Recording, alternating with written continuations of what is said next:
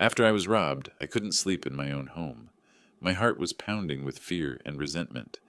So I asked to stay with my son for a few days, but he coldly replied, "I don't need an extra mouth to feed in my house." Expecting support from my own flesh and blood, I was met with cruelty. And when I came to visit him uninvited, I saw something that would destroy our family forever. Before we continue, please subscribe to the channel and let us know where you are listening in the comments. The picture frame lay shattered on the hardwood floor, Ella's smiling face staring up at me through a spider web of broken glass. My keys fell from trembling fingers, clattering against the doorframe as I stepped into what had once been my living room. The coffee table sprawled on its side like a wounded animal, magazines scattered across the floor like fallen leaves. Papers from my desk drawer created a white carpet, leading toward the kitchen, and the silence felt wrong, too deep, too empty, missing the familiar hum of appliances that should have greeted me home. What in the world? The words escaped me in a whisper. My suitcase dropped with a thud behind me. Glass crunched beneath my shoes as I moved deeper into the chaos, each step revealing fresh violations. The entertainment center gaped open, its shelves picked clean. My television, gone. The stereo system Ella had saved 3 months to buy me for our anniversary, vanished. The smell hit me then. Stale air mixed with something else, something that made my stomach turn. Not the warm scent of home I'd expected after 2 weeks visiting my sister in California. This was the smell of strangers, of hands that didn't belong here touching everything we'd built together. I picked up a torn photograph from the debris near my feet. Melvin's high school graduation, his cap tilted at that cocky angle, my arm around his shoulders. The corner was ripped, separating us in the image. 23 years in this house. Never locked the back door during the day, barely remembered to lock it at night. Ella used to say, "Silas, you trust people too much." She'd been right about that, just like she'd been right about most things. The kitchen drawers hung open like screaming mouths, silverware scattered across the linoleum, cabinet doors askew. My coffee canister overturned with grounds creating dark stains on the white counters. They'd been thorough, methodical. This wasn't random destruction. This was a search. My legs felt unsteady as I climbed the stairs, gripping the banister with white knuckles. Each step brought new dread, new understanding of how completely my sanctuary had been violated. The bedroom made my breath catch. Our mattress hung half off the frame, dresser drawers emptied onto the carpet. Ella's jewelry box, the music box that played The Way You Look Tonight, lay on its side, silent and empty. Her wedding ring, the pearl earrings her mother had given her, all the little treasures I'd kept because they still carried her perfume, gone. But it was the study that broke something inside me. The safe door hung open like a wound, its interior stripped bare. My father's gold pocket watch, passed down through 3 generations. The emergency cash Ella had insisted we keep, just in case. The savings bonds we'd bought instead of fancy vacations, thinking they'd help Melvin someday. "Who would do this?" I spoke aloud to the empty house. "Who even knows where I keep—" The terrible thought crept in like cold water rising. Someone who's been here before. Someone who knew about the safe behind my desk. Knew where we kept the spare house key. Knew I'd be away for exactly 2 weeks. I sank into my desk chair, the only piece of furniture still upright in the room. My hands shook as I reached for the phone, muscle memory guiding my fingers to the numbers. 911, what's your emergency? The dispatcher's calm voice anchored me. My house. Someone broke in. I just got home from California and everything's destroyed. Are you in immediate danger, sir? Are the perpetrators still on the premises? No, they're gone. But they took everything. They knew exactly where to look. We're dispatching officers to your location now. Can you give me your address? As sirens wailed in the distance, growing louder with each passing second, I remained surrounded by the wreckage of my peaceful life. The late afternoon sun streamed through the windows, illuminating the destruction with golden light that seemed to mock the violation of everything I'd held sacred. The sound of approaching help mixed with the echo of my own words. They knew exactly where to look. The sirens cut through the evening air as 2 patrol cars pulled into my driveway. I still held the phone in my hand, the dispatcher's voice a lifeline in the chaos surrounding me. Officer Johnson emerged first, a stocky man with graying temples who moved with the deliberate pace of someone who'd seen too many crime scenes. His younger partner, Officer Martinez, carried a camera and evidence kit, already scanning the visible damage through my front windows. "Mr. Mills, I'm Officer Johnson. This is Officer Martinez. Are you injured?" "No, just overwhelmed." My voice sounded strange, disconnected. Johnson's experienced eyes swept the living room, taking in details I hadn't even noticed. "Martinez, start with photos of the entry points and main areas. Sir, I need to ask you to step outside while we do a quick security sweep." From my front porch, I watched them move through my house with professional efficiency. Johnson checked closets and corners, while Martinez documented everything with systematic clicks of his camera. The flash-illuminated rooms I'd lived in for decades, now foreign landscapes of destruction. "All clear," Johnson called. "Mr. Mills, you can come back in. Let's start at the point of entry." He led me to the back door, where splintered wood around the lock told its story. Forced entry, but quietly. See how they worked the wood? Took time, used the right tools. This wasn't some kid looking for quick cash. Martinez knelt beside the doorframe, dusting for fingerprints with careful precision. The damage pattern suggests they knew what they were doing, professional or at least experienced. We moved room by room, Johnson asking questions while Martinez collected evidence. Each violation felt fresh as we cataloged it, officially. "How long were you away, Mr. Mills? And who knew about your trip?" 2 weeks. I visited my sister in California. Told my son, my neighbor Roy, mentioned it to a few people at the grocery store. I paused, thinking, but the most valuable things, they went straight to them. How could they know where I kept my father's watch? The safe combination? Johnson made notes in a small pad. These thieves knew exactly where to look.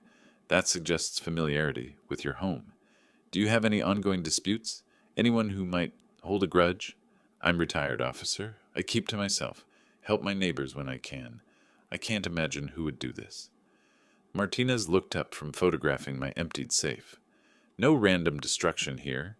They were looking for specific items, jewelry, cash, electronics, but they left family photos scattered, not destroyed, almost like they were angry but still had some restraint. The kitchen table became our command post, the only space untouched by the chaos. Johnson spread out forms while Martinez entered information into his tablet. "We'll need a complete inventory of missing items," Johnson explained, his pen ready. "Start with the most valuable pieces."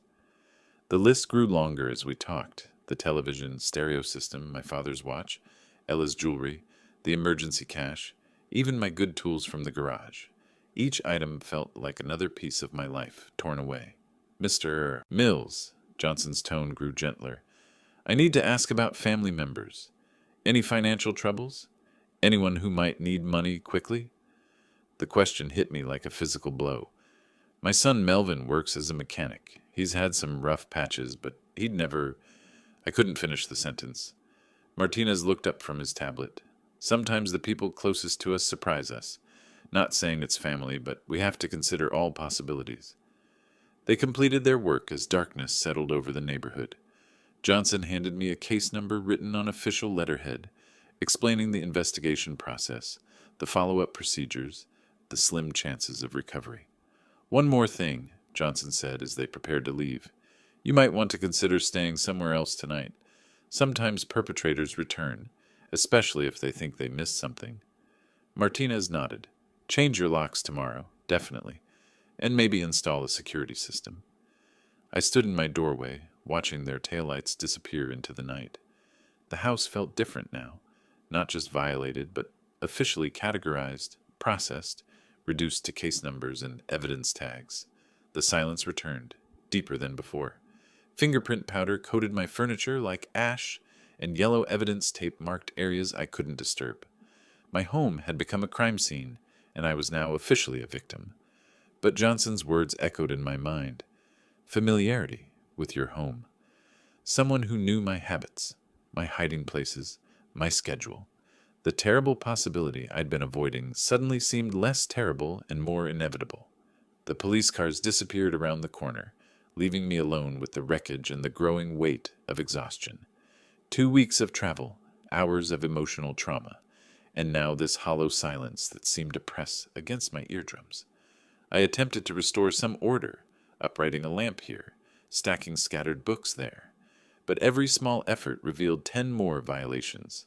Broken picture frames cut my fingers.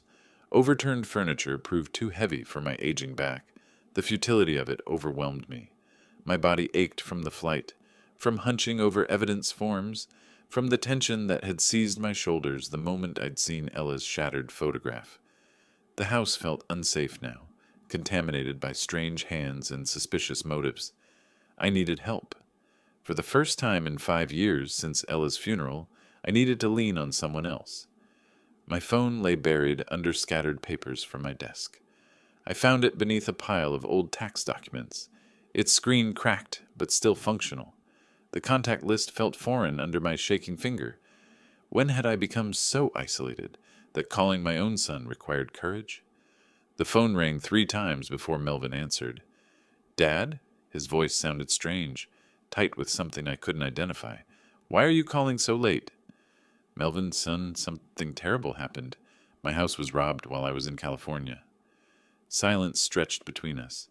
In the background, I heard television noise, Wendy's voice asking something I couldn't make out. "Robbed?" he finally said. "Are you okay?" "I'm fine physically, but the house is destroyed. They took everything. Your grandmother's jewelry, Grandpa's watch, even the television. I can't stay here tonight. Could I possibly come over? Just for a few days until I can get things sorted?" The pause felt endless. When he spoke again, his voice carried an edge I'd never heard before. "Dad, look, I can't help you right now. I've got my own problems." The words hit me like a slap. In 35 years, through every childhood crisis, every scraped knee and broken heart, every financial struggle of his early adulthood, I'd never heard him speak to me like this. "But I'm your father. I just need a couch for a few nights until I can—" I said no. His tone grew harder, almost frantic. "I don't need another mouth to feed right now.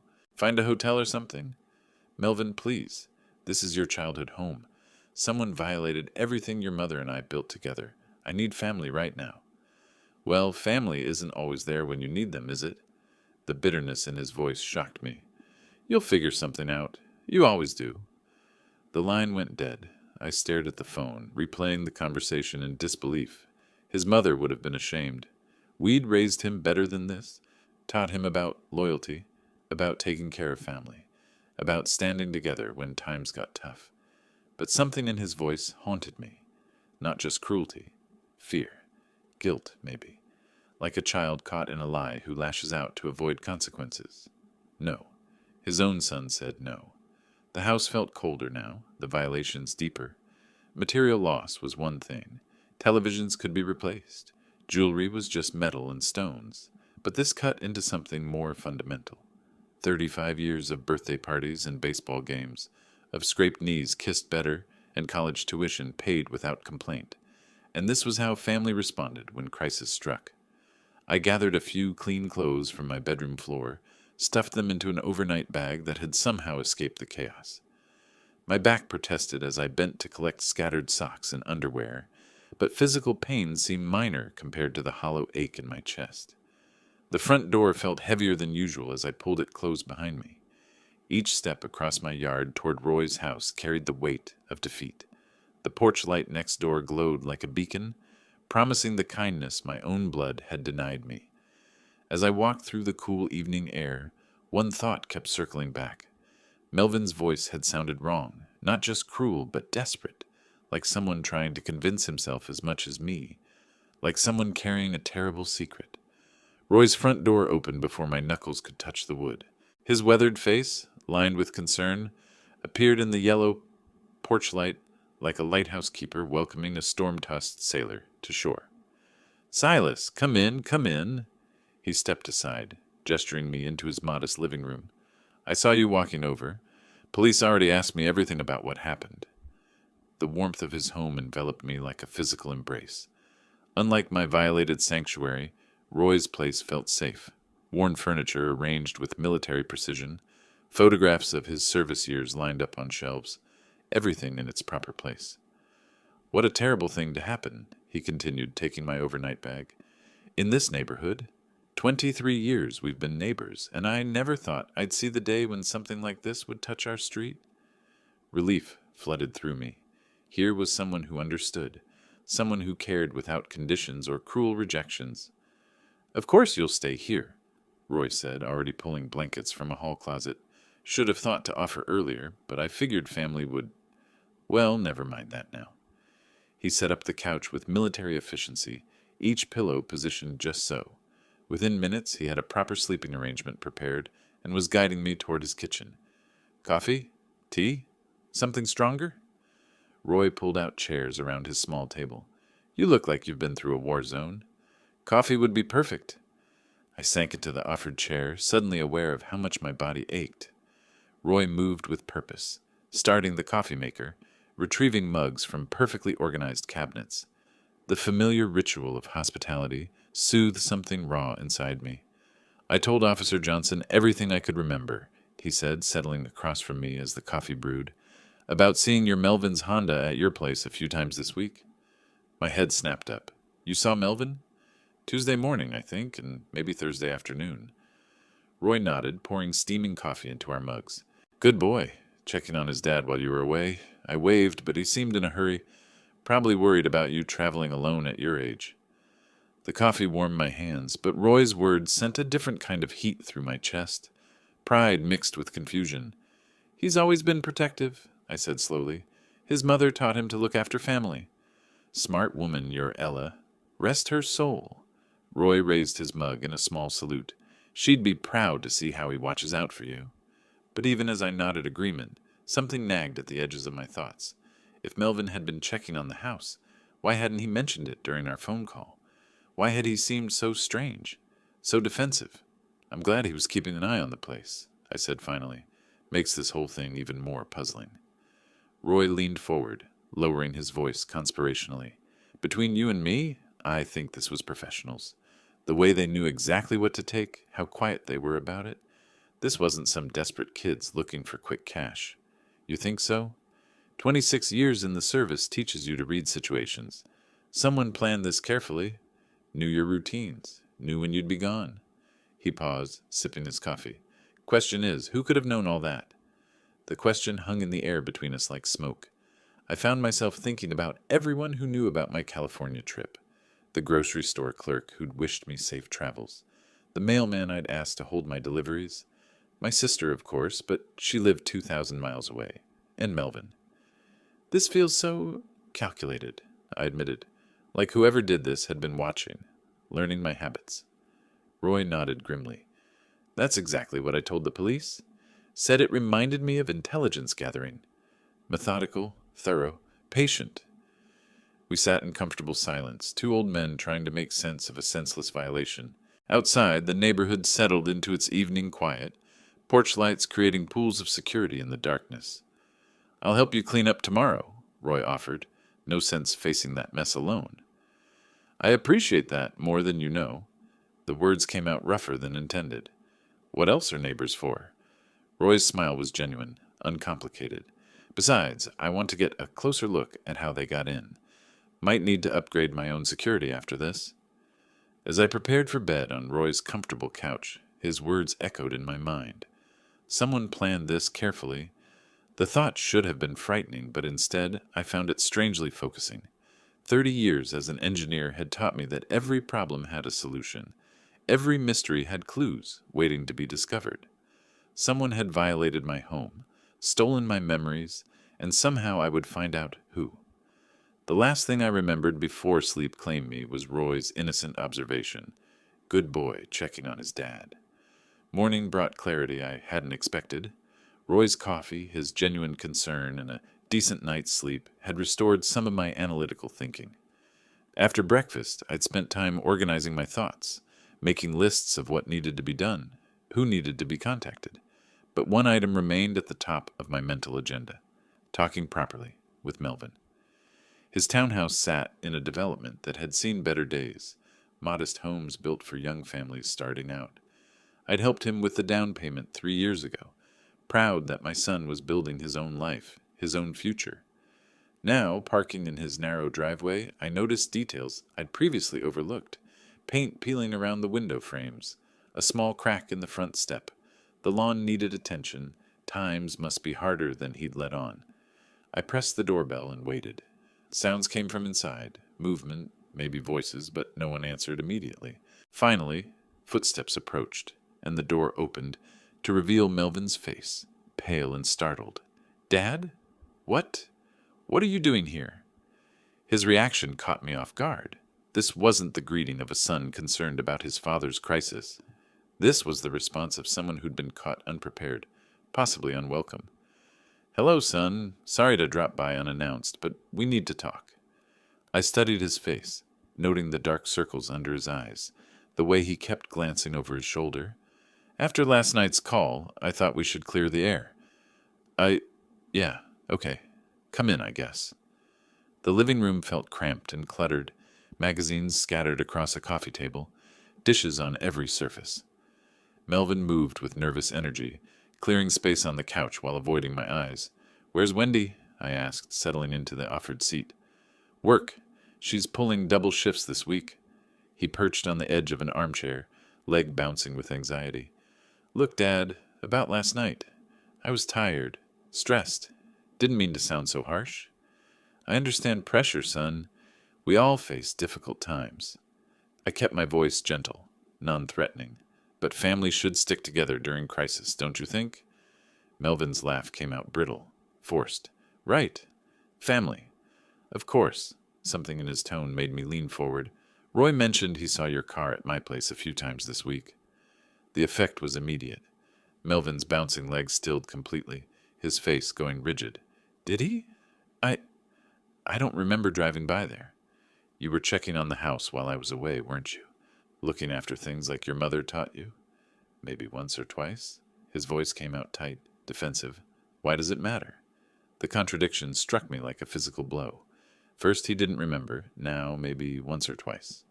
My engineering mind, trained to spot inconsistencies in complex systems, began cataloging the discrepancies. "You seem nervous, Melvin. This whole thing has you more shaken than I expected." He shot to his feet, pacing to the window. "Of course I'm shaken. My father's house was robbed. Someone violated your privacy, stole your things. How am I supposed to feel?" But his body language told a different story. The rigid shoulders, the avoidance of eye contact, the way he wrung his hands. This wasn't grief or concern. This was the behavior of someone carrying a tremendous burden. "Sit down, son. You're making me nervous." Melvin returned to his chair but couldn't stay still. His fingers drummed against the armrest. His eyes darted around the room like a trapped animal seeking escape routes. "Tell me about these visits to check on the house," I said carefully. "What exactly were you checking?" "Just, making sure everything looked normal, that nobody was bothering the place." "And did everything look normal?" The pause stretched too long.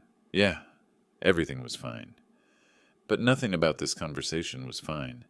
Every answer felt rehearsed, every gesture calculated to deflect, rather than inform. This wasn't the son I'd raised, the boy who used to confess his smallest infractions with tears in his eyes. "Melvin, what's wrong? And don't tell me it's just the burglary. Something else is eating at you." He stood again, this time heading toward the kitchen. "I need some water. You want anything?" As he disappeared around the corner, I found myself analyzing our exchange, like a failed engineering project. Every question had produced evasion. Every attempt at connection had been rebuffed. My son was lying to me, but about what? The sound of running water gave me a moment to study his living room more carefully. Bills stacked on the end table, some with red overdue stamps. A gaming magazine open to an article about poker strategies. Empty beer bottles lined up behind the couch. When Melvin returned, glass trembling slightly in his hand, I made one more attempt at direct communication. "Son, if you're in some kind of trouble, you can tell me. Whatever it is, we'll figure it out together." His laugh came out harsh, almost bitter. "Trouble? What kind of trouble could I be in, Dad?" The question felt like a challenge, but I couldn't understand the rules of whatever game we were playing. "I don't know. That's why I'm asking." Melvin sat back down, but his entire body remained coiled like a spring under tension. Every few seconds his eyes would flick toward the mantelpiece, then quickly away, as if checking on something he didn't want me to notice. Melvin excused himself to the kitchen again, muttering something about needing to check on dinner preparations. The house felt too quiet with his nervous energy removed, like the moment between lightning and thunder when the air itself holds its breath. I sat back in the uncomfortable chair, letting my eyes wander around the cluttered living room. Bills, magazines, empty bottles, the debris of a life that wasn't going according to plan. Poor kid was clearly struggling more than I'd realized. My gaze drifted to the mantelpiece, where a few framed photographs sat beside some decorative items. Melvin as a child, grinning gap-toothed at a baseball game. His wedding day, arm around Wendy in her simple white dress. A few knickknacks that looked like flea market finds, and a watch. At first glance, it seemed unremarkable, just another piece of decoration among the accumulated possessions of a young couple trying to make their house feel like home. But something about its profile, the curve of its case, made me look twice. The brass face caught the afternoon light streaming through Melvin's windows. The leather band worn soft with age and handling, the distinctive shape of the winding crown that had been slightly bent since 1987, when 10-year-old me had dropped it while trying to wind it in secret. My heart stopped. I rose from the chair slowly, my legs feeling disconnected from my body. Each step toward the mantelpiece required conscious effort, as if I were walking through deep water. Please be wrong. Please let this be some terrible mistake. But as I drew closer, more details emerged with sickening clarity. The small scratch on the crystal face where I'd carelessly bumped it against a doorframe in my childhood. The patina on the brass case that came from decades of handling by loving hands. The inscription on the back that I couldn't see but knew by heart. To William Mills, faithful service, 1943-1978. My father's watch, my grandfather's legacy. The timepiece that had been passed down through 3 generations of millsmen meant someday to rest in Melvin's hands through proper ceremony, not theft. The room seemed to tilt around me. Blood rushed in my ears like ocean waves, and I gripped the edge of the mantelpiece to keep from falling. 35 years of fatherhood collapsed into a single devastating moment of absolute clarity. My own son, the boy I'd taught to ride a bicycle, to throw a curveball, to treat people with dignity and respect. The young man I'd sent to college, helped buy a house, welcomed into my heart every single day of his life. He had robbed me. The scratch from when I dropped it at age 10, I whispered to the empty room. There's no doubt. Footsteps approached from the kitchen. Melvin's voice called out, Dad, everything okay out there? I forced myself to move away from the mantelpiece to return to my chair with what I hoped looked like casual movement. But my hands shook as I gripped the armrests, and my breathing came in short, sharp bursts. That's a handsome watch on your mantel, I said when he reappeared, my voice sounding strange and distant even to my own ears. Melvin glanced over casually, too casually. Oh, that old thing. Picked it up at a pawn shop downtown. The lie hit me like a physical blow. Not just the theft, but the ease with which deception rolled off his tongue. Looks like an antique. Good quality? Yeah, got it cheap. Guy probably didn't know its value. Each word twisted the knife deeper. My own flesh and blood, looking me in the eye and lying about stealing his great-grandfather's watch. The watch that should have been his inheritance, his connection to family history and honor. Well, I managed, standing on unsteady legs. I should probably head back. Roy's helping me clean up this afternoon. Melvin seemed almost relieved at my departure. Sure, Dad. And again, sorry about last night. I'll call you later, see how you're doing. Another lie. We both knew he wouldn't call. The walk to my car felt like a journey through quicksand. Each step required tremendous effort, and the world around me seemed muffled, distant. I fumbled with the keys, dropped them twice before managing to start the engine. As I pulled out of his driveway, I caught a glimpse of Melvin in his front window, not waving goodbye, not showing concern for his robbed father, just watching, making sure I actually left. My own son, my own flesh and blood. How could he look me in the eye? The drive back to Roy's house passed in a blur of automatic reflexes, turn signals, stop signs, traffic lights that I navigated without conscious thought. My mind churned with terrible mathematics, the timing of my trip, the knowledge of my hiding places, the surgical precision of what had been taken. Everything I'd taught him about honor, about family, about standing up for what was right. All meaningless. By the time I parked in Roy's driveway, one thing had crystallized in my mind with absolute clarity.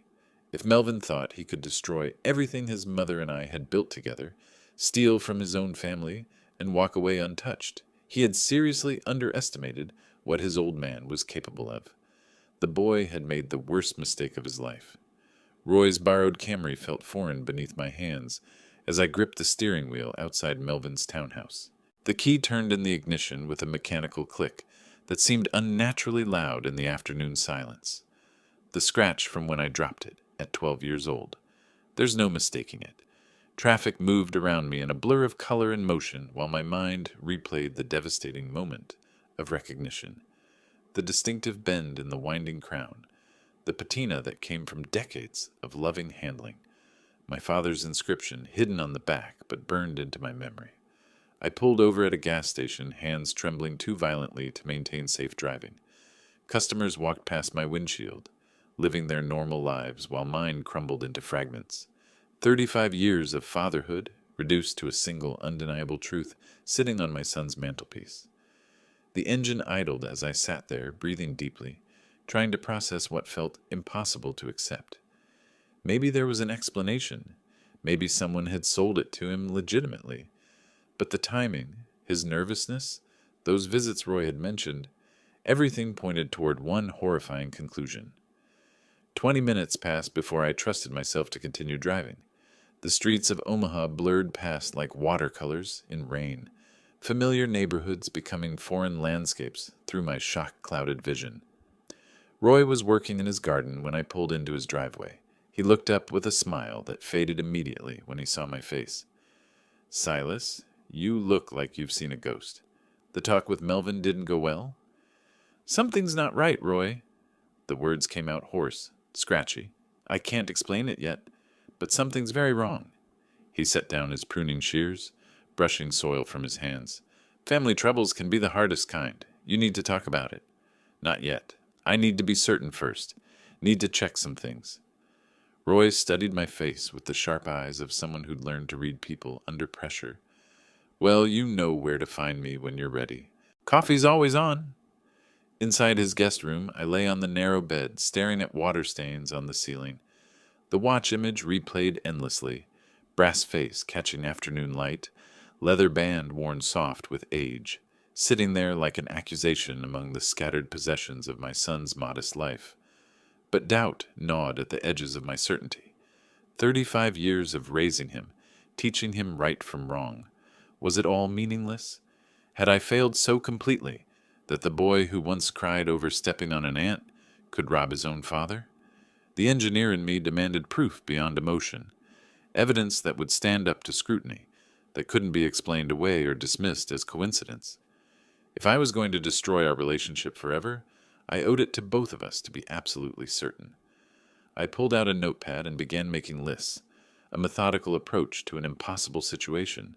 Times, dates, opportunities. What had been stolen and where it might have gone. Who might remember seeing what? The gambling magazine I'd noticed made sudden, terrible sense. Bills with overdue stamps. Melvin's strange behavior.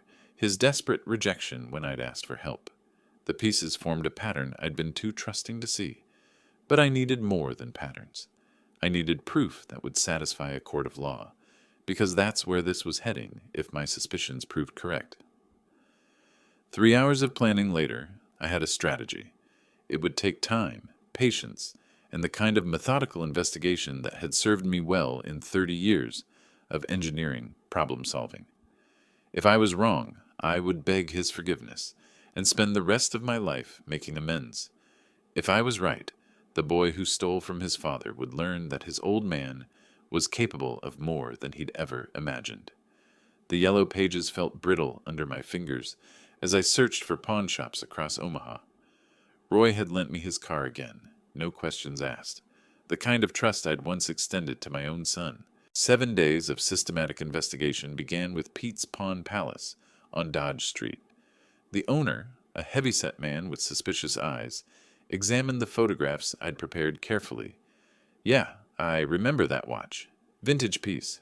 Real quality workmanship. He tapped the photo with a thick finger. Young guy, maybe mid-30s, seemed nervous as a cat. My heart hammered against my ribs. Can you describe him more specifically? Dark hair, about 6 feet tall, wearing work clothes. Said it was his grandfather's watch, but needed cash quick for some emergency. Pete's eyes narrowed. Why you asking? This about insurance or something? Something like that. I kept my voice steady. Do you still have any paperwork? The receipt copy showed a date. May 13th, 2 days into my California trip. The signature was illegible, but the physical description matched Melvin perfectly. $300 for a watch worth 10 times that amount. 2 more pawn shops yielded similar results. My television at Second Chance Electronics. Ella's jewelry at Golden Memories Consignment. Each transaction desperate, hurried, items sold far below their value by a young man who fit my son's description perfectly.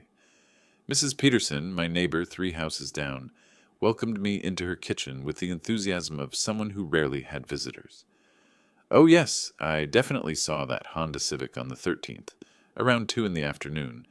Thought it was strange since you weren't home, but figured maybe Melvin was checking on things. Did you see the driver clearly?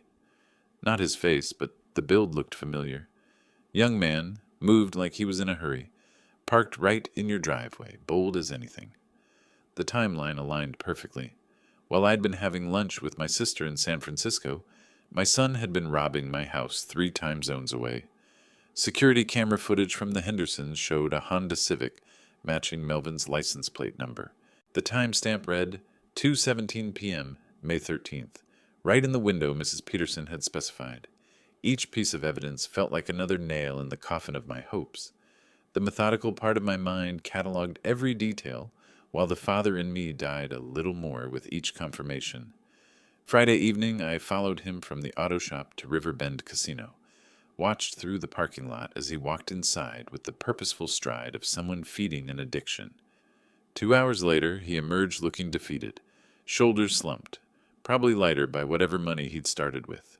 The final piece of the puzzle clicked into place. Desperation had driven him to rob his own father, and here he was, throwing away more money he didn't have. Back at Roy's kitchen table, I spread out everything I'd collected.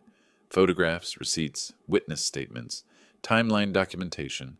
The evidence painted a picture so clear that even Melvin wouldn't be able to deny it. The boy I raised is gone, I whispered to the empty room. This stranger who stole from me has taken his place. But I needed him to know that I knew, needed to look into his eyes when confronted with proof of his betrayal. Tomorrow, I would drive to his house with this folder of evidence and watch him try to explain away the inexplicable. The watch was still sitting on his mantelpiece, waiting to serve as the final, undeniable accusation. Justice demanded truth, and truth demanded courage. Both waited for tomorrow's confrontation. The manila folder sat on my passenger seat like a loaded weapon as I drove toward Melvin's townhouse. 1 week of methodical investigation had produced evidence that would satisfy any court. Photographs, receipts, witness statements, timeline documentation that left no room for doubt or denial. Melvin answered the door with the same confused expression he'd worn during my previous visit, but this time I felt nothing but cold determination. Dad? What brings you by again? We need to talk, son. May I come in? The living room looked exactly as I'd left it. Cluttered, showing signs of financial stress, and dominated by that brass pocket watch glinting on the mantelpiece like an accusation waiting to be voiced. I set the folder on his coffee table with deliberate precision. Melvin, I know you robbed my house. I have proof. His face went white. What? Dad, you're scaring me. What are you talking about? Stop lying. I opened the folder, revealing the first photograph. I have witnesses, receipts, documented evidence, and I have this. I pointed toward the mantelpiece where my father's watch caught the afternoon light. I bought that at a pawn shop. I told you. Pete's Pawn Palace, May 13th, $300. I slid the receipt copy across his coffee table. Physical description matches you perfectly. Want to explain how your grandfather's watch ended up in a pawn shop 2 days after my house was robbed? Melvin's hand shook as he picked up the receipt. His mouth opened and closed without sound, like a fish pulled from water. Here's Mrs. Peterson's statement about seeing your car in my driveway that afternoon. Another document joined the first. Security camera footage from the Hendersons showing your license plate at 2:17 p.m. Dad, please. Receipt from Second Chance Electronics for my television. Golden Memories consignment for your mother's jewelry. Each piece of evidence hit the table with the finality of a judge's gavel. Should I continue? The breakdown came suddenly. Melvin collapsed into his armchair, face buried in his hands, shoulders shaking with sobs that sounded more like animal whimpers. You don't understand. They were going to hurt Wendy. I owed $15,000 to people who don't accept payment plans. So you stole from your father instead of asking for help? His head snapped up, eyes red but blazing with desperate justification. You would have lectured me, given me one of your speeches about responsibility and poor choices. You're right, I would have. But I also would have helped you. I was going to pay it back. Once I got ahead at the tables, I was going to buy everything back, and you'd never know. The gambling delusion laid bare. Always one win away from solving everything, never accepting that the system was designed to take everything he had. Instead, you violated my home, stole your mother's wedding ring, pawned your great-grandfather's watch for a fraction of its value. My voice stayed level, engineer steady. You looked me in the eye and lied about it. Melvin shot to his feet, desperation making him dangerous. You can't call the police on your own son. Watch me. I reached for my phone. You made this choice when you broke into my home. Mom would never forgive you for this. His voice cracked with hysteria. The words hit like a physical blow, but I stood firm. Your mother would be ashamed of what you've become. He lunged toward me then, trying to grab the phone, but 35 years of disappointment had crystallized into something harder than his desperation. I stepped back, finger already dialing. 911, what's your emergency? The voice from the phone cut through Melvin's pleas like a knife through silence, and in that moment, I crossed a line that could never be uncrossed. 911, what's your emergency? The dispatcher's calm voice cut through Melvin's desperate pleas like a knife through silk. My finger remained steady on the phone, despite the trembling in my hands. I need to report a residential burglary. I have the perpetrator here with me, and I have evidence. Sir, is the perpetrator still on scene? Are you in immediate danger? Melvin lunged toward me, trying to grab the phone, but desperation made him clumsy. I stepped back, maintaining distance while keeping my voice level. The perpetrator is my son. He's not dangerous, but he's trying to prevent me from reporting the crime. 15 minutes felt like hours. Melvin alternated between frantic pacing and collapsed sobbing, occasionally making desperate attempts at negotiation. Dad, please, think about Wendy. Think about your granddaughter we're planning. But the time for family considerations had passed. The brass watch on his mantelpiece caught the late afternoon light, a silent witness to betrayal that cut deeper than any wound. 2 patrol cars arrived with familiar efficiency. Officers Johnson and Martinez stepped out, their faces showing recognition as they approached the house. Mr. Mills, we responded to your burglary report 3 weeks ago. That's right, Officer Johnson. I've discovered who committed the crime. Martinez glanced between me and Melvin, professional assessment evident in his expression. This is the son you mentioned during the original investigation? Yes, I have comprehensive evidence of his guilt. Melvin's voice cracked as he appealed directly to the officers. This is a family dispute. You can't arrest someone based on their father's accusations. Johnson's expression remained neutral. Sir, we'll need to examine any evidence and make our own determination. The manila folder felt heavier than it should as I spread its contents across Melvin's coffee table. Each document, each photograph, each receipt told its part of the story with methodical precision. Pawn shop receipts showing my father's watch, sold on May 13th, I began, pointing to the evidence systematically. Physical description matching my son exactly. Martinez photographed each item with his department camera. These look legitimate. We can verify with the establishments. Security camera footage from neighbors showing his vehicle at my residence during the burglary time frame. Another document joined the display. Witness statements placing him at the scene. Melvin's face had gone ashen. The reality of professional police scrutiny was clearly different from his father's emotional accusations. And here, I said, pointing toward the mantelpiece, is my great-grandfather's pocket watch, sitting in plain view. Johnson examined the watch without touching it. This matches the description in your original police report? Exactly, down to the distinctive scratch from when I dropped it as a child. The sound of a car door slamming outside interrupted our proceedings. Wendy burst through the front door, still wearing her work uniform, eyes wide with panic at the sight of patrol cars. What's happening? Melvin, why are the police here? Her husband couldn't meet her eyes. Wendy, there's been a misunderstanding. No misunderstanding, I said quietly. Your husband robbed my house. I have proof. The scream that tore from her throat was pure anguish. She collapsed to her knees beside Melvin's chair, grabbing his hands. Tell them it's not true. Tell them you didn't do this. But Melvin's silence spoke louder than any denial could have. Officer Martinez finished documenting the evidence and conferred quietly with his partner. Their decision took less than 5 minutes. Melvin Mills, you're under arrest for residential burglary and theft of property valued over $1,000.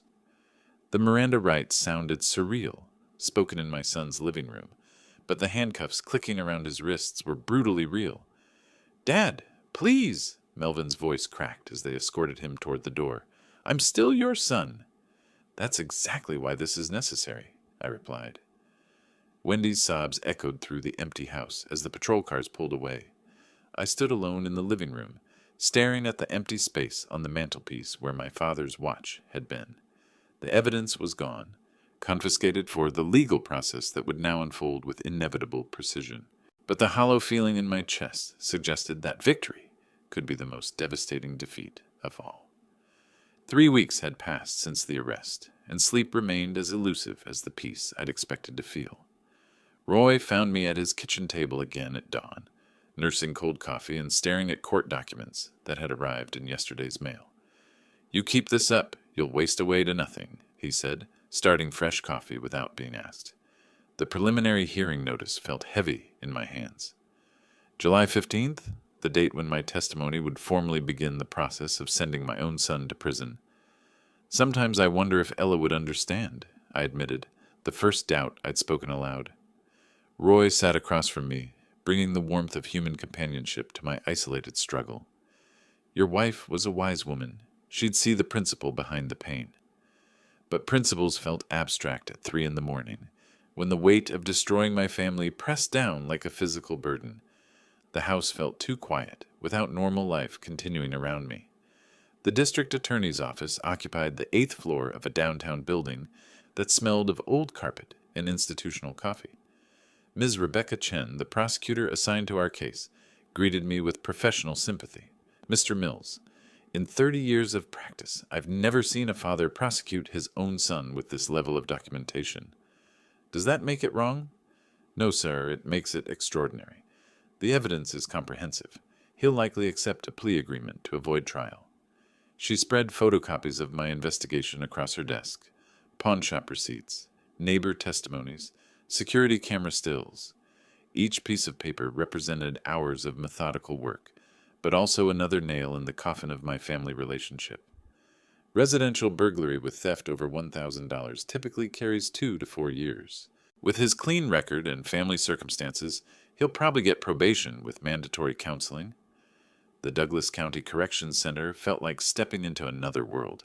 Metal detectors, visitor badges, guards who'd seen too much human weakness to be surprised by family betrayal. Melvin appeared behind reinforced glass, wearing orange that made his complexion look sickly. Weight loss had sharpened his features, and his eyes held a bitterness I'd never seen before. Are you satisfied now? His voice came through the speaker with electronic distortion. Seeing me locked up like an animal? I wanted you to face consequences, not become bitter. What did you expect? That I'd thank you for destroying my life?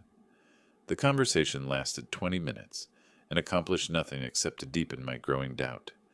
Prison was supposed to teach lessons, but the man across from me seemed to be learning all the wrong ones. Back in Roy's kitchen, I pushed food around my plate, while he watched with growing concern. You're questioning yourself. I can see it eating at you. What if I've destroyed any chance of redemption for him? Roy's military background had taught him about tough decisions under pressure. Silas, sometimes love means letting people face the consequences of their choices. But what if those consequences break him instead of fixing him? Then that's his choice too. You can't save someone who doesn't want to be saved.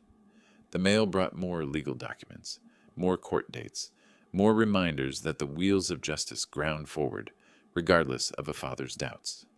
July turned into August with a series of sleepless nights and conversations with lawyers who spoke about my son like he was a case number rather than the boy I'd taught to ride a bicycle. Public opinion in the neighborhood remained mixed.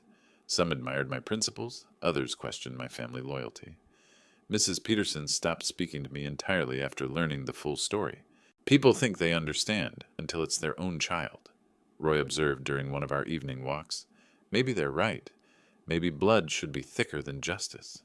Or maybe justice is how we show love to people who can't see they need saving. The preliminary hearing came and went. Melvin accepted the plea agreement, 2 years probation, mandatory gambling addiction counseling, community service, and full restitution for the stolen items. No prison time, no permanent criminal record if he completed the term successfully. Standing outside the courthouse afterward, I felt neither victory nor defeat. Just the exhausted emptiness of someone who'd fought a war with no winners. The court clerk handed me an envelope. "From the defendant, sir." Inside was a single sheet of paper with Melvin's handwriting. "Dad, the counselor says I need to understand why you did this. I'm trying. Maybe we can talk when I'm ready. Still, your son, Mel." For the first time in months, I managed to sleep through the night. 6 months later, I stood in my empty living room, surrounded by boxes marked Arizona in Roy's careful handwriting. The decision to leave Omaha hadn't been easy, but staying in the house where everything had started felt impossible. "You sure about this?" Roy asked, taping another box closed. "Running away never solved anything."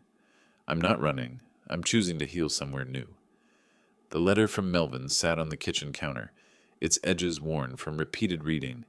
3 pages of careful handwriting, the first real communication we'd had since the sentencing hearing.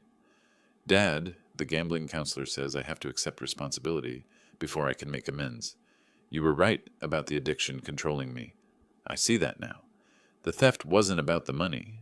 It was about feeding something that had already destroyed my judgment. I'm sorry it took legal consequences to make me understand what you tried to teach me my whole life. I know you didn't do this to hurt me. You did it because you love me enough to let me face the truth. I'm not ready to see you yet, but I wanted you to know that the counseling is helping. Maybe someday we can rebuild what I broke. Still learning how to be your son again, Melvin." Roy found me holding the letter, tears I hadn't allowed myself to shed finally falling freely. "He gets it now," I said simply. "Took him long enough." The moving truck arrived on a Tuesday morning that felt like rebirth. Arizona offered distance from painful memories and proximity to my sister, who'd been calling weekly since learning about the family crisis. "Any regrets about how you handled it?" Roy asked as we loaded the last boxes. The methods were painful, but the principle was right. Sometimes the hardest thing and the right thing are the same thing. Ella would understand. She always said love isn't always comfortable. Roy's embrace at the airport felt like closure and beginning simultaneously. 23 years of neighborly friendship distilled into a handshake and a promise to stay in touch. "Take care of yourself, Silas, and don't wait too long to answer when that boy calls." The flight to Phoenix gave me time to think about justice and family, about principles and forgiveness. Somewhere over Kansas, I realized that the hardest part hadn't been calling the police on my son. The hardest part had been learning that love sometimes requires causing pain in service of a larger healing. Arizona welcomed me with clear skies and the kind of heat that bakes doubt out of a man's bones. My new apartment overlooked mountains that made human problems seem appropriately small. The watch, returned to me after the court proceedings, sat on my nightstand next to Ella's photograph. 3 generations of Mills men had carried it, and someday when Melvin was ready, it would continue its journey. But first, he had to finish learning the lesson I'd been too afraid to teach him until crisis forced my hand. The phone rang on a Thursday evening 6 months after I'd settled in Arizona. The caller ID showed a number I recognized, but hadn't heard from in over a year.